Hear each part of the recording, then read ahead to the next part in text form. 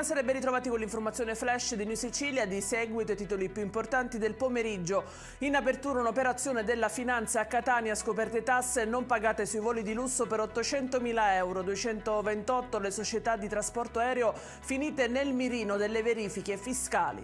Nuovi aggiornamenti sul caso dell'intossicazione da monossido di carbonio che ha visto coinvolti 4 turisti tedeschi in gravi condizioni, la 34enne sorella del ragazzo che ha perso la vita sequestrata alla villetta Cefalù.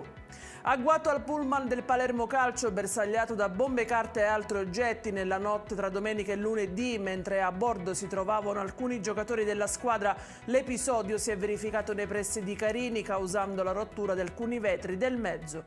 Disposta l'autopsia sul cadavere ritrovato 2 giorni fa nelle acque del porto di Siracusa, nei pressi del ponte Umbertino, i poliziotti hanno trovato i documenti dell'uomo. Si tratta di un 61enne residente a Favara.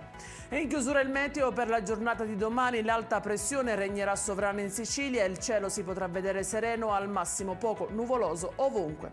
Ed è tutto per questa edizione. I dettagli su queste notizie vi ricordo come sempre che li trovate sul nostro sito www.newsicilia.it e sui nostri canali social. Grazie per averci seguito. Appuntamento domani alle 13:30 con nuovi aggiornamenti. Buona serata.